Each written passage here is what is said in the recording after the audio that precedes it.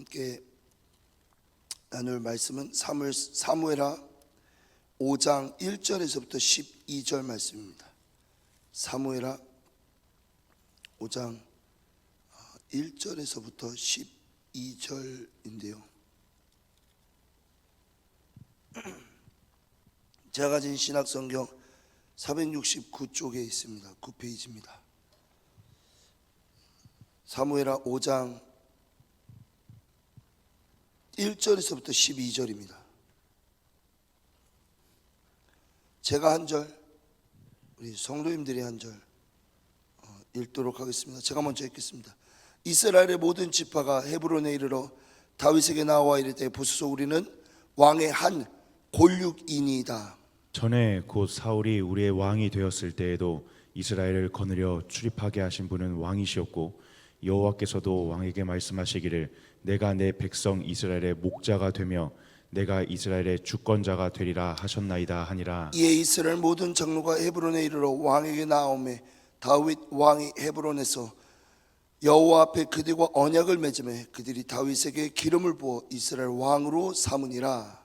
다윗이 나이가 30세의 왕위에 올라 40년 동안 다스렸으되 헤브론에서 7년 6개월 동안 유다를 다스렸고 예루살렘에서 30년 동안 온 이스라엘과 유다를 다스렸더라. 왕과 그의 부하들이 예루살렘으로 가서 그 땅 주민 여부스 사람을 치려 하매 그 사람들이 다윗에게 이르되 내가 결코 이리로 들어오지 못하리라. 맹인과 다리 저는 자라도 너를 물리치리라 하니 그들 생각에는 다윗이 이리로 들어오지 못하리라 함이나 다윗이 시온 산성을 빼앗으니 이는 다윗 성이더라. 그날에 다윗이 이르기를 누구든지 여부스 사람을 치거든 물 깃는 대로 올라가서 다윗의 마음에 미워하는 다리 저는 사람과 맹인을 치라 하였으므로 속담이 되어 이르기를 맹인과 다리 저는 사람은 집에 들어오지 못하리라 하더라. 다윗이 그 산성에 살면서 다윗 성이라 이름하고 다윗이 밀로에서부터 안으로 성을 둘러싸았으니 만군의 하나님 여호와께서 함께 계시니 다윗이 점점 강성하여 가니라.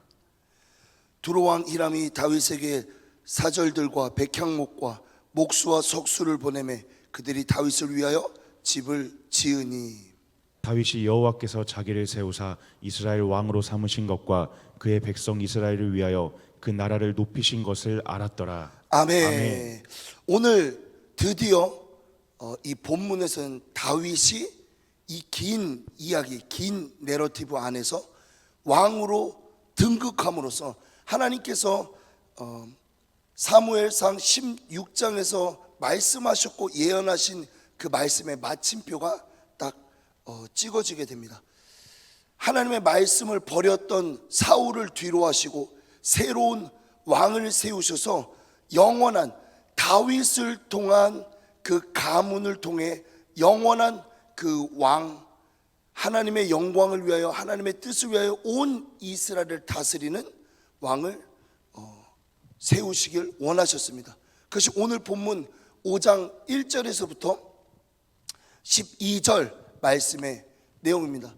정말 많은 내용들과 뭐 여러 가지 인사이트와 원리가 있지만 다 다루고 싶습니다. 정말 다 다루고 싶은데 정말 다루기가 힘든 내용이 이 안에 다 담겨져 있고 제가 좀 집중적으로 보고 싶은 것은 결국 세 가지를 보고 싶습니다. 첫 번째는 결국 하나님의 말씀은 이루어지시는구나.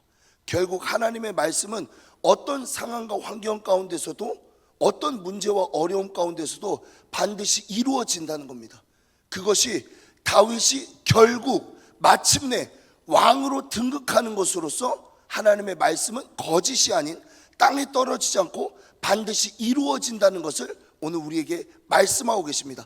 전체적인 틀 안에서 이 하나님의 말씀은 반드시 이루어진다는 것과 그 말씀 안에서 왕으로 등극한 다윗이 어떤 자세, 어떤 모습을 가지고 앞으로 이 이스라엘을 다스려야 되는지를 나누고 싶습니다. 그래서 큰 세 가지의 이 주제를 가지고 오늘 말씀을 나누기 원합니다. 첫 번째는요, 하나님의 약속은 반드시 이루어진다는 겁니다. 두 번째는요, 그래서 그 말씀 안에서 하나님께서 온 이스라엘로 왕으로 세우신 이 다윗의 모습은 어떤 모습이 되어야 하냐면 참된 목자가 되는 겁니다. 두 번째는 참된 목자, 세 번째는 주권자의 모습입니다. 사무엘하 5장 1절입니다. 5장 1절 우리 함께 읽겠습니다. 5장 1절 사무엘하 5장 1절입니다.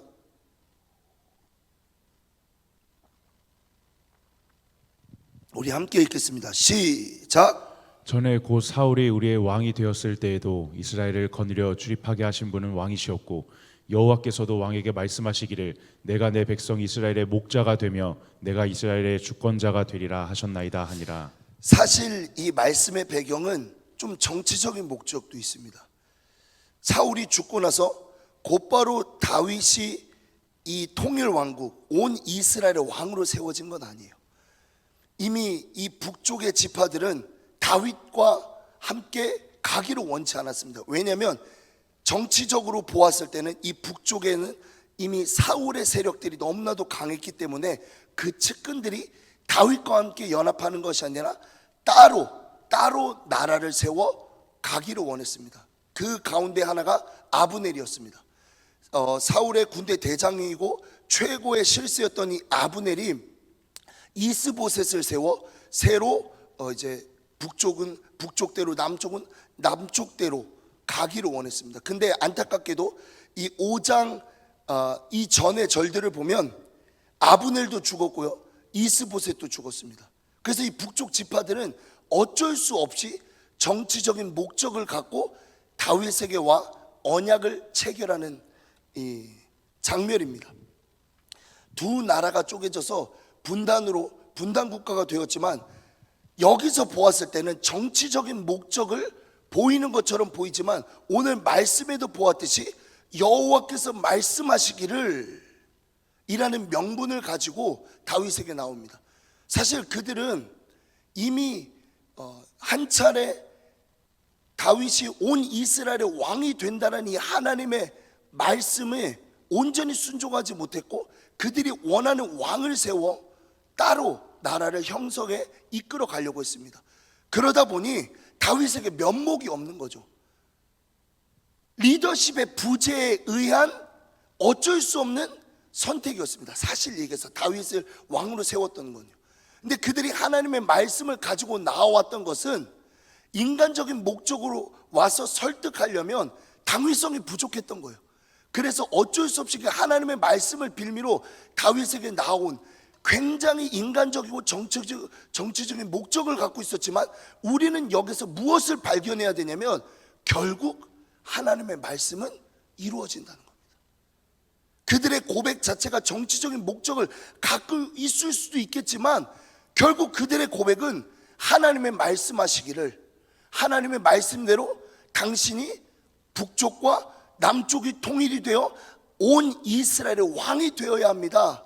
그런 고백으로 지금 북쪽 지파들이 나아오는 거였어요. 어쩔 수 없는 선택이었습니다. 그러나 우리는 그렇게 보면 안 됩니다. 하나님의 말씀이 이루어지는 역사적인 순간입니다. 하나님의 말씀은 절대 땅에 떨어지지 않죠. 맞죠? 여러분 그거 믿으십니까? 하나님의 말씀은 영원합니다.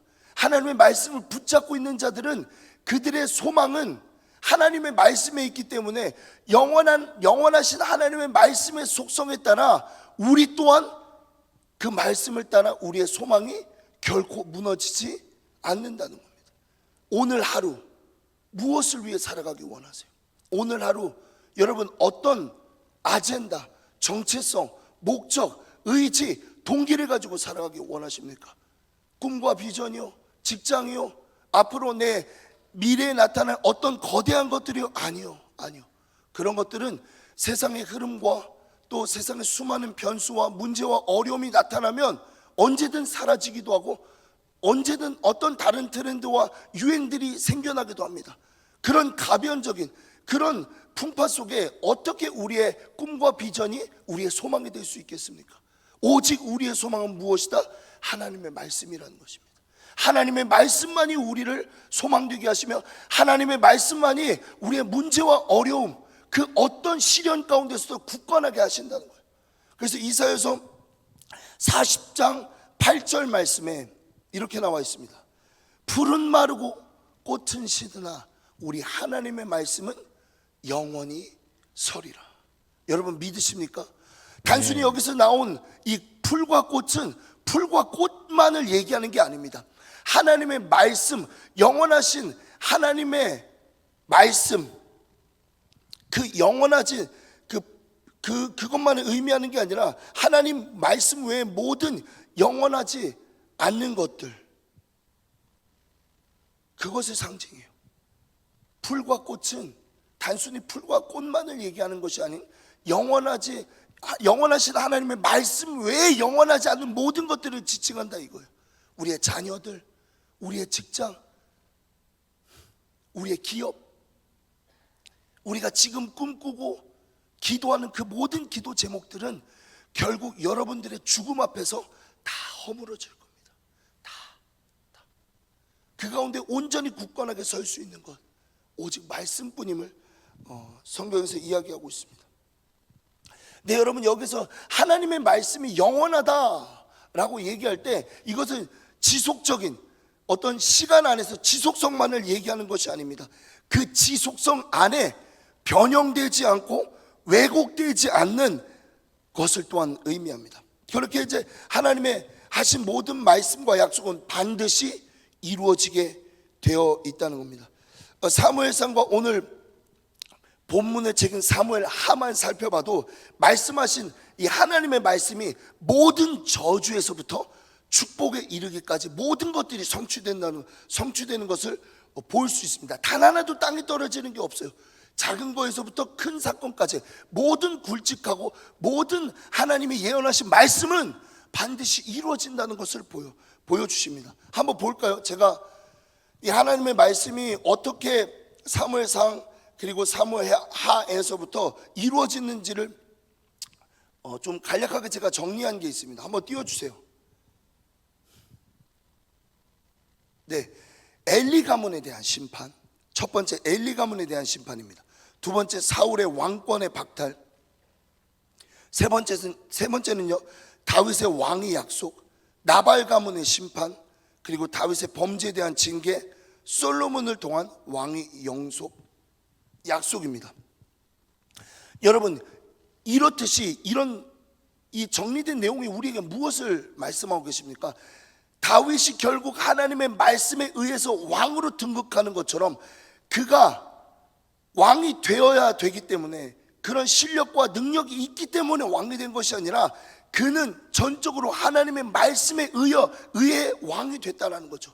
이런 맥락에서 우리가 살펴볼 수 있는 것은 하나님의 말씀은 영원하다, 반드시 이루어진다는 겁니다. 단순히 성경에만 국한된 게 아니에요. 우리의 삶에서도 하나님의 말씀을 의지하며 살아가기 원하는 모든 자들의 삶 속에서 하나님의 말씀이 이루어질 수밖에 없다는 거죠. 저는 사실 한때 이 몇 년 전에 크게 이 삶과 또 이 사역에 큰 위기가 있었던 적이 있습니다. 부르심에 대한 심각한 고민이 있었어요. 사실 그것은 외부적인 요인보다는 내부적인 요인에 있었습니다. 그러니까 내가 사역자라는 이 정체성, 더 나아가 과연 자격이 있는가, 과연 실력이 있는가, 이런 개인적인 고민과 이 문제가 크게는 이 사역을 해야 될지 말아야 될지까지 중대한 결정으로 확장되는 위기를 경험한 적이 있습니다. 정말 고민했습니다. 정말 많은 기도와 정말 많은 고민과 과연 당위성이 있는가, 과연 내가 이 수많은 성도들과 지체들을 섬길 만한 실력이 있는가, 정말 많은 고민과 정말 많은 씨름이 있었지만 사실 크게 답은 얻을 수 없었어요. 기도를 해도 고민을 해도 과연 하나님이 나를 위해 나를 부르셨는가, 무엇을 위해 나를 부르셨는가에 대한 답은 얻을 수 없었지만 그러나 함부로 선택하지는 않았습니다. 왜? 지금 내가 이 자리에 있는 것은 반드시 하나님의 말씀에 의한 것이고 하나님의 뜻이 있기 때문이라는 것을 믿었기 때문이에요. 그래서 이렇게 고백했어요. 지금은 잘 모르겠다. 정말 모르겠어. 지금은 내가 왜 이 자리에 서 있고 왜 이렇게 실력 없음으로 인해 참 어려움을 경험하고 위기에 있지만 내가 믿는 것은 지금 보이는 것이 전부가 아니다. 하나님이 반드시 성장하고 성숙하게 하신다. 반드시 하나님께서 나를 세우실 것이다. 반드시 하나님께서 나를 부르신 이 자리로 부르신 뜻이 있다라는 것을 믿고 그 말씀을 붙잡고 나아갔을 때 흔들리지 않을 수 있었다는 겁니다. 보이는 현상과 문제와 어려움에 집중했다면 저는 이 자리에 없었을 거예요. 그러나 그 모든 것들을 초월하고 그 모든 것들을 승리하게 하는 하나님의 말씀에 의지하여 하나님의 말씀에 입각하여 내 사역과 삶을 살아갔을 때에 충분히를 넘어서 넉넉히 감당하고 이기게 되는 역사를 제가 경험할 수 있었습니다. 보이는 것이 전부가 아니에요. 보이는 것이. 그래서 다윗 또한 이 왕으로 등극하게 수많은 문제와 어려움이 있었죠. 근데 그는 말씀을 붙들고 있었습니다. 말씀을 붙들고 있었어요. 사울의 추격과 살의 위협 가운데서도 그는 온전히 하나님을 의지하고 있었습니다. 사무엘상 26장 10절 말씀인데요, 우리 함께 읽겠습니다. 시작. 다윗이 또 이르되 여호와께서 살아계심을 두고 맹세하노니 여호와께서 그를 치시리니 혹은 죽을 날이 이르거나 또는 전장에 나가서 망하리라. 이 본문의 배경은 다윗이 사울 진영으로 깊숙이 들어갔을 때 잠든 사울을 죽일 수 있는 기회를 하나님이 주셨고, 그것이 하나님의 뜻이라고 말했던 다윗의 측근 아비새에게 다윗이 대답하는 장면입니다. 굉장히 그럴듯해 보이죠. 아니 어쩌면 그 아비새의 말을 가지고 그 아비새의 말을 빌미로 그럴듯해 보이는 이 하나님의 말씀의 빌미로 자신의 삶을 선택할 수 있었어요. 편안한 삶, 좀 더 나은 미래, 밝은 미래, 위협을 그칠 수 있는 미래를 만들어갈 수 있겠지만 다윗은 그러지 않았습니다. 왜요? 하나님의 말씀을 믿었기 때문에 그래요. 하나님의 말씀에 의지한 것이지 그럴듯해 보이는 그것에서 함부로 자기가 선택해서 결정하지 않았다는 겁니다.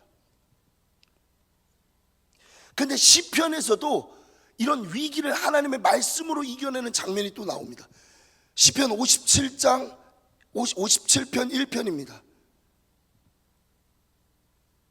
1절입니다. 함께 읽겠습니다. 시작. 하나님이여 내게 은혜를 베푸소서, 내게 은혜를 베푸소서. 내 영혼이 주께로 피하되 주의 날개 그늘 아래에서 이 재앙들이 지나가기까지 피하리이다.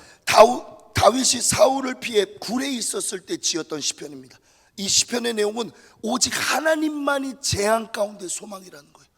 그래서 그 재앙 가운데 다른 누구를 의지하거나 다른 어떤 방편이나 방식을 의지하지 않고 영원하신 하나님의 말씀, 반드시 나에게 네가 왕으로 온 이스라엘을 통치할 거다라는 그 하나님의 말씀에 입각하여 지었던 시편의 말씀인 거예요. 하나님의 말씀은 반드시 이루어질 것을 믿고 있기 때문에 함부로 선택하거나 함부로 그 하나님의 일들을 평가하거나 포기하지 않았다는 거예요. 오늘 우리에게 필요한 정체성, 오늘 우리에게 필요한 자세가 이런 겁니다. 하나님만을 의지하는 거예요. 하나님의 말씀만 의지하는 겁니다. 왜요? 왜 그럴까요? 하나님의 말씀은 영원하기 때문에요. 하나님의 말씀은 반드시 이루어진다고 우리에게 말씀하셨고, 성경의 수많은 사례를 통해서 오늘도 우리에게 말씀하고 계시기 때문에 그래요. 여러분, 하나님의 말씀을 믿으세요? 하나님의 말씀을 믿으십니까? 우리가 우리의 힘을 의지하거나 자녀들의 잘됨을 의지하거나 우리의 공부와 실력을 의지하거나 앞으로 보장된 미래를 의지하거나 아니요. 그러지 않습니다. 그러지 않아요. 단번에라도 무너질 수밖에 없는 게 그 모든 것들이 세상 것들이라는 겁니다. 시험 잘 준비해서요, 공부 잘 준비해서요, 과연 그것들이 우리의 인생을 지켜줄 수 있을까요? 참된 기쁨과 감격과 능력으로 살아갈 수 있게 해줄까요? 하지 말라는 게 아니에요. 중요하지 않다는 게 아닙니다. 무엇이 우선순위로 세워져야 되며 무엇에 의하여 그것들을 행해야 되냐, 그 말이에요. 오직 하나님의 말씀이라는 거예요. 하나님의 말씀만이 소망이라는 거예요. 하나님의 말씀만이 우리의 삶의 전부가 되어야 된다는 거예요. 변함이 없으시죠? 변함이 없으십니다. 영원한 소망을 우리에게 주세요. 신실하신 하나님의 약속이 오늘도 우리를 이끌어가고 계신다는 거예요. 세상은 산사태 같아요. 모든 걸 집어삼켜요. 블랙홀 같죠. 세상에 맞닿아 있는 모든 가치와 지혜와 철학과 모든 꿈과 비전을 블랙홀처럼 산사태처럼 다 빨아들이지만 그 가운데 그 산사태에 무너지지 않는 뿌리 깊은 나무가 하나님의 말씀이지 않을까 생각합니다. 거기에 여러분, 그 나무에 여러분들의 몸에 줄을 묶고 그 나무에 줄을 묶으세요. 어떤 산사태에서도, 어떤 세상의 흐름, 어떤 세상에 휩쓸려가는 그 문제 가운데서도 그 뿌리 깊은 나무, 하나님의 말씀으로 대변되는 그 뿌리 깊은 나무가 우리 인생 전체를 지탱하고 지켜주실 것입니다. 여러분, 너무너무나도 소망합니다. 하나님의 말씀으로 우리를 지켜주시기를요, 하나님이 우리와 함께 하시기를요, 하나님 뜻대로 살아가기를요, 여러분들의 소망이 되기를 소망합니다. 그렇기 때문에 하나님 바라보기를 끊임없어야 돼요. 하늘을 올려다보는 것, 하늘을 쳐다보는 것. 이건 단순히 구름이 얼마나 예쁜가, 어떤 새들이 날아가는가, 그런 게 아니잖아요. 하늘을 쳐다본다는 건 뭐죠? 땅에 있는 것들을 뒤로하고 내가 하나님만 의지하겠다라는 모습인 거죠. 기어이 우리 두 눈으로 보게 하실 겁니다. 무슨 꿈과 비전을 꾸게 하세요? 하나님의 말씀에 의해서 말씀하십니까? 보게 하실 거예요. 하나님의 말씀에 의해서 주신 소망이 있습니까? 보게 하실 겁니다. 하나님의 말씀에 의해서 여러분들이 이렇게 세우십니까? 보게 하실 거예요. 왜 이렇게 세우셨는지, 왜 꿈꾸게 하셨는지, 무엇 때문에 그 일을 말씀으로 말씀하셨는지 보게 하신다 이거예요. 기어이 다윗은 왕으로 등극합니다. 근데 여기서 질문이 있어요. 왜 세우셨냐 이거예요. 왜 우리를 지금 이 자리에 부르셨냐 이겁니다. 무엇 때문에 우리를 말씀으로 부르셨냐 이거예요. 왜 우리를 세우셨냐 이거예요. 오늘 이 질문이 다윗에게도 동일하게 적용됩니다. 왜? 하나님의 이 말씀, 인간의 노력과 계획이 아닌 하나님의 말씀으로 그를 온 이스라엘의 왕으로 세우셨는데 왜 다윗을 왕으로 세우셨냐 그 말입니다. 좀 더 구체적으로 질문한다면 하나님께서는 왜 다윗을 왕으로 세우셨는가? 이에 대한 두 가지 대답으로 여러분들에게 나아가겠습니다. 참된 목자라는 겁니다. 말씀 안에서 하나님께서 다윗을 왕으로 세우셨지만 그것이 끝이 아니었어요. 사울이 하지 못했던 두 가지의 모습들, 참된 목자로 세워지는 것, 그리고 주권자로 세워지는 것. 다윗 그는 왕이었지만 참된 목자로서 이스라엘 백성들을 보살펴야 하는 하나님의 책임을 부여받았습니다. 사무엘하 5장 2절입니다.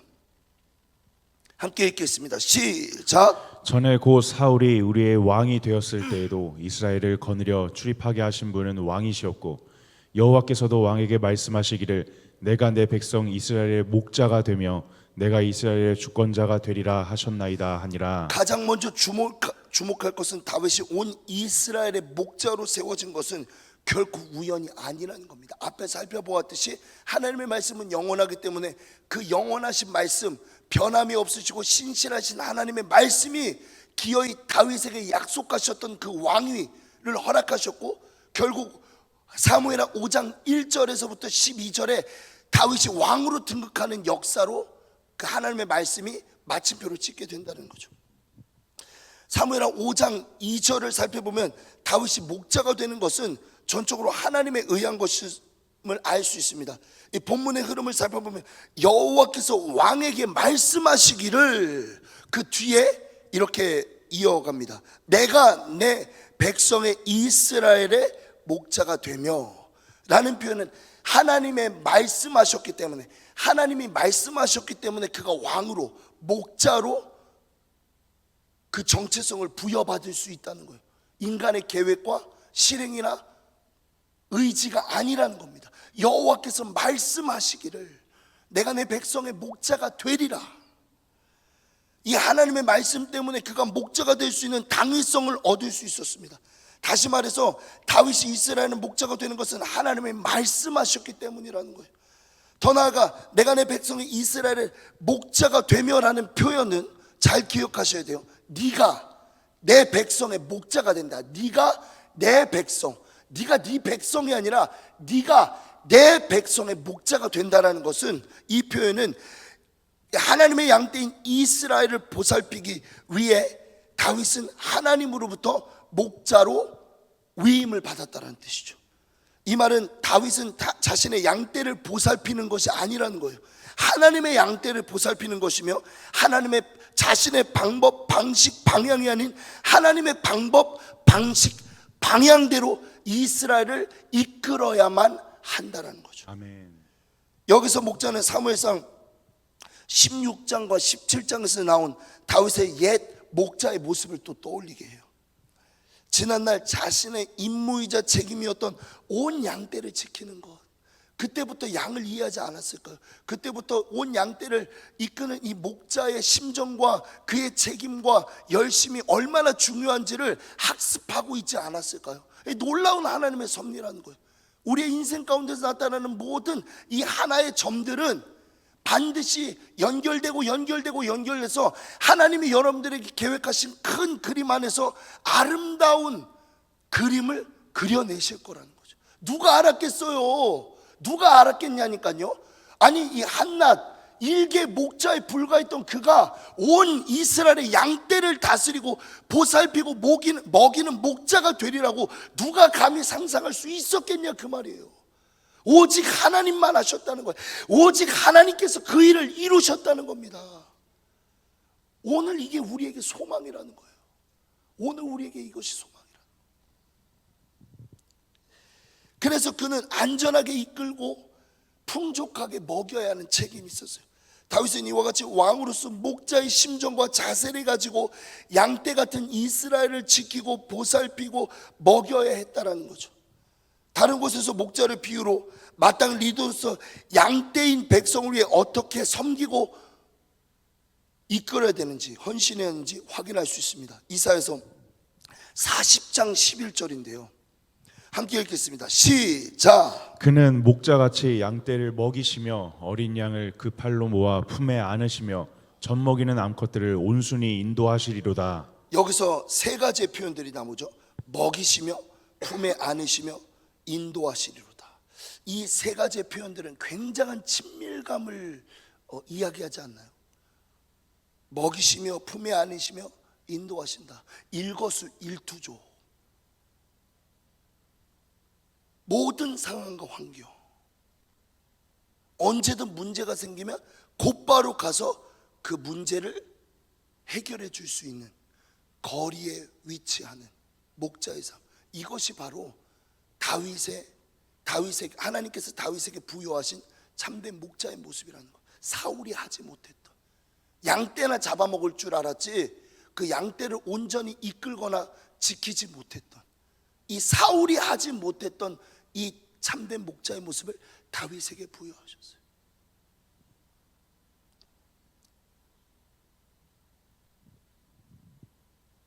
이스라엘 향한 목자 되신 하나님의 헌신과 섬김이 다윗에게 주어졌다는 거죠. 다윗은 이스라엘을 위해 자신의 모든 인생을 걸어야만 했습니다. 마지막 세 번째입니다. 주권자의 모습입니다. 다윗은 이스라엘의 주권자로 행해야 했습니다. 얼핏 보면 왕을 지칭하는 것 같지만 히브리어 원어로 살펴보면 주권자는 왕이라는 단어와 전혀 다른 의미를 가지고 있다는 걸 볼 수 있어요. 사무엘하 5장 2절인데요. 함께 읽겠습니다. 시작. 전에 곧 사울이 우리의 왕이 되었을 때에도 이스라엘을 거느려 출입하게 하신 분은 왕이시었고 여호와께서도 왕에게 말씀하시기를 내가 내 백성 이스라엘의 목자가 되며 내가 이스라엘의 주권자가 되리라 하셨나이다 하니라. 여기서 사용된 주권자, 이거는 히브리어로 나기드, 뜻은 지도자, 주권자, 총독, 지휘관이라는 의미를 가지고 있으며 앞서다, 인도하다, 앞에 서서 인도하다라는 의미를 가진 나가드, 앞에 설명했던 나기드입니다. 나기드, 주권자, 통치자, 총독 지휘관을 얘기했다면 앞서다, 인도하다, 앞에 서서 인도하다의 의미를 가진 나가드에서 파생되었습니다. 또한 또한 다른 영어 번역본에는 king, 왕을 지칭하는 king이라는 단어보다는 prince, 왕자를 지칭하는 이 단어로 번역된 것도 있어요. 이제 원어로 살펴보고 다른 번역본으로도 살펴보았을 때 왕이라는 직접적인 용어를 좀 피하는 것 같습니다. 이 사무엘하 5장 2절은 지금 북쪽 지파들이 이 자신의 어떤 인간적인 정치적인 당위성으로는 이제 다윗을 왕으로 세울 수 없다라는 걸 알고 하나님의 말씀에 의지하여 내려왔을 때 했던 이야기들이에요. 목자로 세우셨고 하나님이 말씀하시기를 당신을 목자로 세우셨고 주권자로 세우셨다라고 했을 때 그 주권자는 의도적으로 왕이라는 용어를 피하는 것 같습니다. 두 가지 의미를 갖고 있는데요.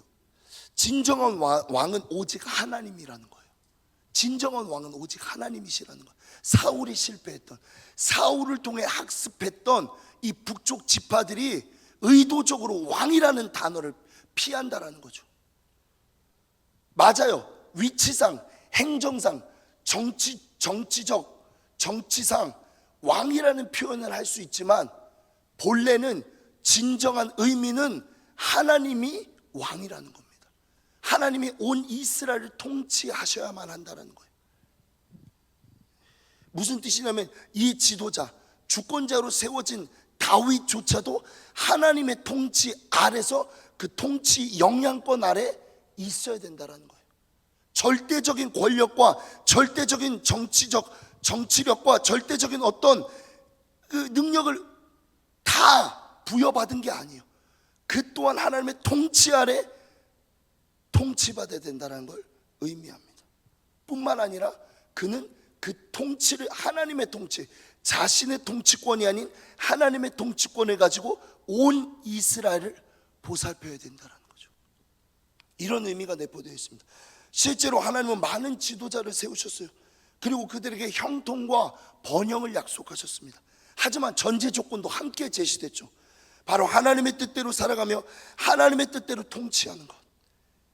다윗은 열왕기상에서 자신이 죽기 전에 솔로몬에게 유언하는 모습을 말을 남기는데 그 장면에서 하나님의 뜻대로 살아가고 나라를 다스릴 것을 권고합니다. 사무엘상 2장 3절에서 4절입니다. 사무엘상 2장 3절에서 4절인데요. 함께 읽어볼까요? 시작. 내 하나님 여호와의 명령을 지켜 그 길로 행하여 그 법률과 계명과 율례와 증거를 모세의 율법에 기록된 대로 지키라. 그리하면 내가 무엇을 하든지 어디로 가든지 형통할지라. 여호와께서 내 일에 대하여 말씀하시기를 만일 내 자손들이 그들의 길을 삼가 마음을 다하고 성품을 다하여 진실이 내 앞에서 행하면 이스라엘 왕위에 오를 사람이 내게서 끊어지지 아니하리라 하신 말씀을 확실히 이루게 하시리라. 다윗이 지금 솔로몬에게 얘기하고 있는 겁니다. 솔로몬, 너는 하나님을 대신할 수 없어. 너는 주권자야.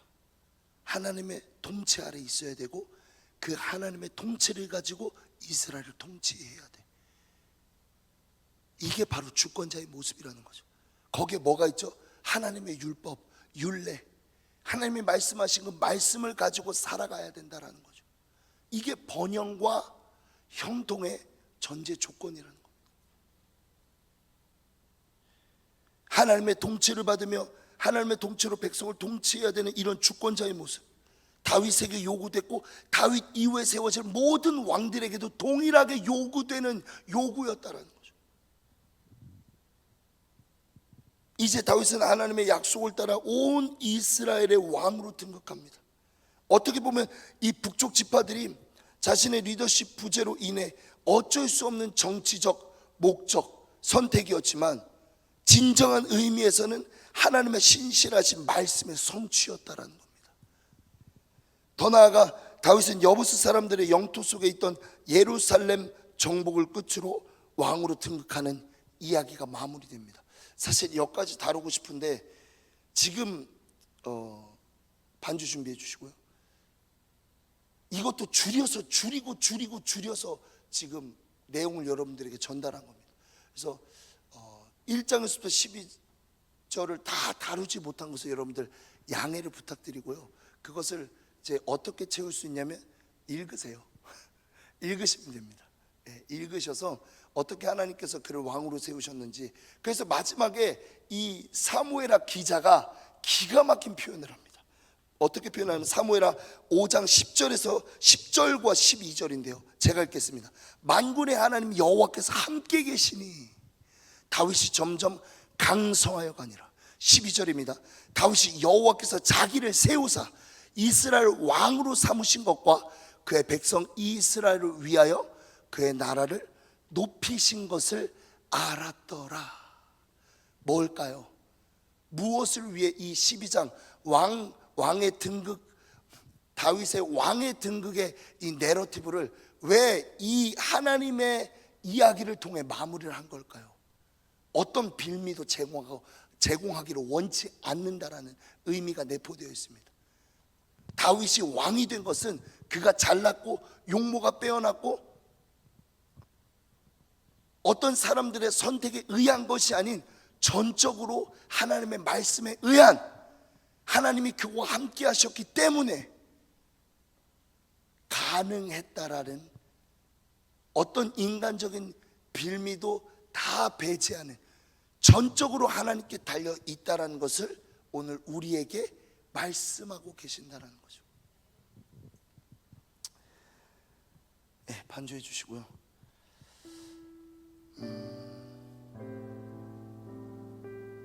그리고 다윗도 알았어요. 하나님의 말씀으로 기어이 내가 왕으로 등극했고, 그럼 어떤 메시지가 자기 안에 울림이 있었을까요? 당연하죠. 하나님의 말씀대로 이 백성들을 이끌어가리라. 동일하게 오늘 우리에게도 적용이 됩니다. 풍성한 하나님의 말씀, 언제든 사라져도